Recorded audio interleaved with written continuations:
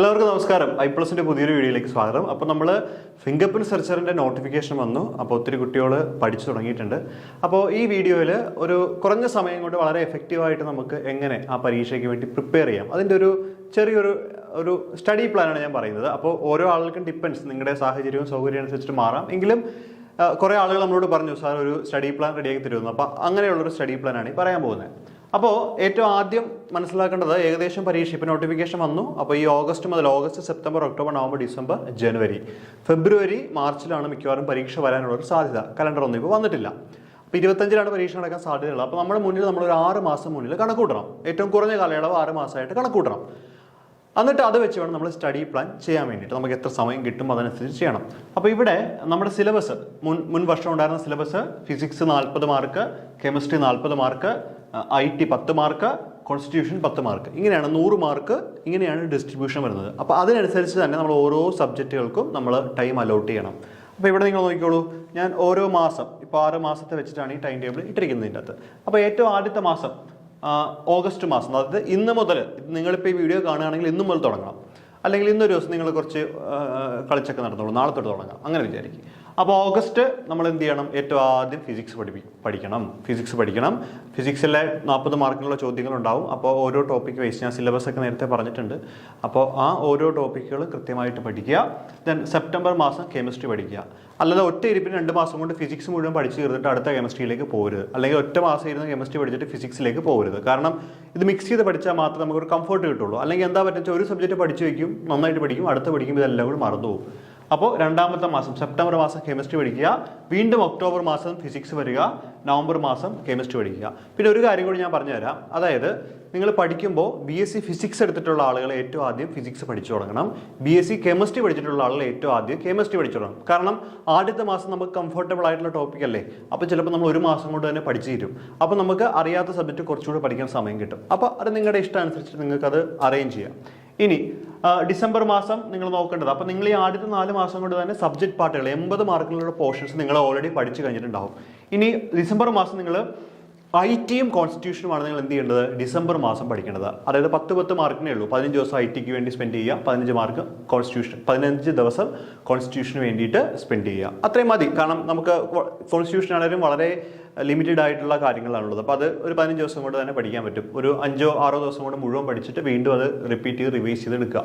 ഇനി ഡിസംബർ മാസത്ത് പഠിച്ചു കഴിഞ്ഞാൽ അടുത്തത് നിങ്ങൾ ജനുവരി മാസം കംപ്ലീറ്റ് റിവിഷൻ വേണം. കംപ്ലീറ്റ് റിവിഷൻ, അതായത് 30 ദിവസം കൊണ്ട് തന്നെ നിങ്ങൾ എന്ത് ചെയ്യണം? ഈ പറയുന്ന എല്ലാ ടോപ്പിക്കുകളും റിവൈസ് ചെയ്തെടുക്കണം. ഒരു പക്ഷേ പരീക്ഷ മാർച്ചിലേക്ക് കഴിഞ്ഞാൽ നമുക്ക് 1 മാസം ബോണസ് ആയിട്ട് കിട്ടും. അപ്പം നമുക്ക് ഒന്നുകൂടെ റിവൈസ് ചെയ്യാം. അപ്പം ഞാൻ എപ്പോഴും പറയാറുണ്ട്, പരീക്ഷയ്ക്ക് നമ്മൾ എങ്ങനെയാണ് ക്വാളിഫൈ ചെയ്യുന്നത്?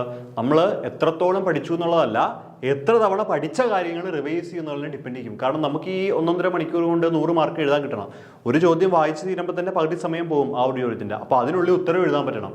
അപ്പോൾ ആ രീതിയിലാവണമെങ്കിൽ നമ്മൾ എന്ത് ചെയ്യണം? പല ആവർത്തി ഇതിങ്ങനെ റിവൈസ് ചെയ്ത് തലക്കുള്ളിലായിരിക്കണം. അപ്പോൾ നമ്മൾ നോട്ടൊക്കെ എഴുതി വെക്കുകയാണെങ്കിൽ നമുക്കിങ്ങനെ ഒരു ചോദ്യം കാണുമ്പോൾ നമ്മുടെ മനസ്സിൽ ആ നോട്ട്ബുക്കിൻ്റെ ഫിഗർ, ഒരു ചിത്രം മനസ്സിൽ വരണം. അപ്പോൾ നമുക്ക് പെട്ടെന്ന് എഴുതാൻ പറ്റും. അപ്പോൾ അങ്ങനെ ഒരു ചിത്രം മനസ്സിൽ പതിയണമെങ്കിൽ പല ആവർത്തി ഈ സാധനം നിങ്ങൾ വായിച്ച് എടുത്താൽ മാത്രമേ സാധിക്കുള്ളൂ. ഞാനൊക്കെ പഠിക്കുന്ന കാലത്ത് അങ്ങനെയായിരുന്നു. എനിക്കിപ്പോഴും ക്വാണ്ടം മെക്കാനിക്സ് ഫിസിക്സ് പഠിച്ച എൻ്റെ നോട്ട്ബുക്കിലെ പേജുകൾ കാണാപ്പാടം എൻ്റെ മനസ്സിൽ ഇപ്പോഴും, കാരണം ഞാൻ എത്രത്തോളം പഠിച്ചിട്ടുണ്ട് കാര്യങ്ങൾ. ഓക്കെ, ദെൻ ഇനി എത്ര സമയം സ്പെൻഡ് ചെയ്യണം എന്നുള്ള കാര്യവും ആളുകൾ ചോദിക്കാറുണ്ട്.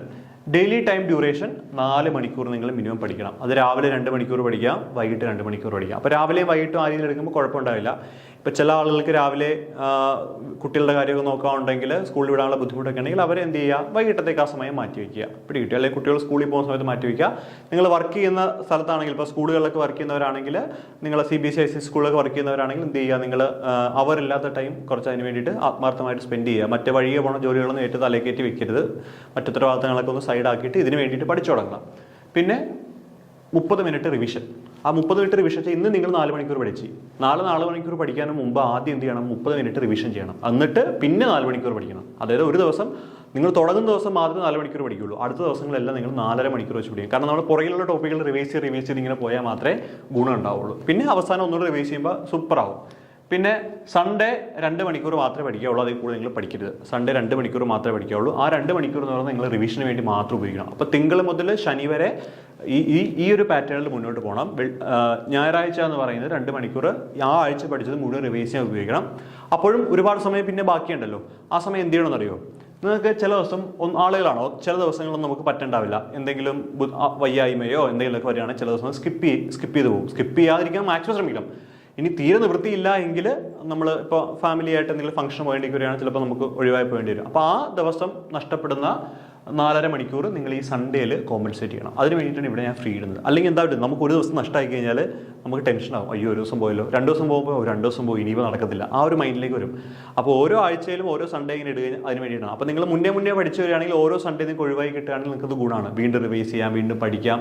പിന്നെ കുറച്ച് സമയം അല്ലാതെ സ്പെൻഡ് ചെയ്യുക, കുറച്ച് സമയം സിനിമ കാണാനോ പാട്ട് കേൾക്കാനോ സ്പെൻഡ് ചെയ്യുക, അല്ലെങ്കിൽ ഇഷ്ടമുള്ള ആളുകളുടെ കൂടെ കുറച്ച് സമയം ചിലവഴിക്കുക. അതൊക്കെ വേണം. കാരണം നമ്മുടെ നമ്മൾ കുറേ പഠിച്ച് ചെയ്യുമ്പോൾ നമ്മുടെ തലയ്ക്കൊരു കനാവും. അപ്പോൾ ആ കനം കുറയ്ക്കാമെന്നല്ല പറയുന്നത്, ആ ഒരു ഫീൽ മാറ്റാൻ വേണ്ടിയിട്ട് ജസ്റ്റ് വേറെ എന്തെങ്കിലും കാര്യത്തിലേക്ക് ഇൻവോൾവ് ചെയ്യുക. കണ്ടിരുവാൻ അതിലിപ്പോൾ ഇൻവോൾവ് ചെയ്ത് കഴിഞ്ഞാൽ ഇവിടെ നടക്കത്തില്ല. ഫേസ്ബുക്ക്, ഇൻസ്റ്റാഗ്രാം ഈ സാധനങ്ങളൊക്കെ കഴിവ് ഒഴിവാക്കുക. കാരണം എപ്പോഴും ഒരു ജോലി എന്ന് പറഞ്ഞാൽ വളരെ വലിയ കാര്യമാണ്. എല്ലാവരും പറയാറുള്ളത് പോലെ 6 മാസം കൃത്യമായിട്ട് പഠിക്കുകയാണെങ്കിൽ ഉറപ്പായിട്ടും നിങ്ങൾക്ക് ഈ ജോലിയിൽ എത്താനായിട്ട് പറ്റും. അപ്പോൾ നമ്മൾ ഇപ്പോൾ I+ ഇപ്പോൾ കോഴ്സ് ചെയ്യുന്നുണ്ട്, ഫിംഗർ പ്രിന്റ് സെർച്ചറിൻ്റെത്. അപ്പോൾ നമ്മൾ ഈ ഒരു പാറ്റേണിലാണ് കൊണ്ടുപോകുന്നത്. ഞാൻ എപ്പോഴും കുട്ടികളോട് പറയാറുണ്ട് ഇങ്ങനെ ചെയ്യണം എന്നൊക്കെ. അപ്പോൾ നമ്മൾ ഇപ്പോൾ കോഴ്സ് എടുക്കുന്ന കുട്ടികളാണെങ്കിൽ നമ്മൾ കൃത്യമായിട്ട് വിളിച്ചന്വേഷിക്കും, നിങ്ങൾ എത്രത്തോളം പഠിച്ചു, എവിടെ വരെ ആയി, നിങ്ങളുടെ ഡൗട്ടുകളൊക്കെ ഉണ്ടെങ്കിൽ നമുക്ക് കിട്ടും, നമ്മൾ ക്ലിയർ ചെയ്ത് തരും. അങ്ങനെയൊക്കെയാണ് ചെയ്യുന്നത്. അപ്പോൾ ഞങ്ങളോടൊപ്പം യാത്ര ചെയ്യണമെങ്കിൽ നിങ്ങൾക്ക് ഉറപ്പായിട്ടും ഇതിൻ്റെ താഴെ കോഴ്സ് ഡീറ്റെയിൽസും ഫോൺ നമ്പറൊക്കെ ഇടാം. ജസ്റ്റ് ഒന്ന് വിളിച്ച് കഴിഞ്ഞാൽ ഒരു ഡീറ്റെയിൽസ് എല്ലാം പറഞ്ഞുതരും, എങ്ങനെയാണ് എന്താണ് കാര്യങ്ങളെന്ന് കേട്ടോ. അപ്പോൾ എന്തായാലും നിങ്ങൾ കോഴ്സ് എടുത്താലും ഇല്ലേലും എങ്ങനെയൊക്കെ ആണെങ്കിലും ആദ്യത്തെ 5 റാങ്കിൽ വരണം. കാരണം ഞാൻ എപ്പോഴും പറയാനുണ്ട്, I+ പിള്ളേർ എന്തായാലും ആദ്യത്തെ 5 റാങ്കിൽ വരും എന്നുള്ള കാര്യത്തിൽ 100% ഞങ്ങൾക്ക് ഉറപ്പാണ്. അപ്പോൾ നിങ്ങൾക്കും അതിൽ വരണമെങ്കിൽ നന്നായിട്ട് പഠിക്കുക, വളരെ ആത്മാർത്ഥമായിട്ട് ഹാർഡ് വർക്ക് ചെയ്യുക. ഏറ്റവും നല്ല പോലീസിലെ ഫിംഗർ പ്രിന്റ് സെർച്ചറിൻ്റെ ജോലിയെല്ലാം കിട്ടട്ടെ എന്ന് ആശംസിക്കുന്നു. അപ്പോൾ കാണാം. ബൈ.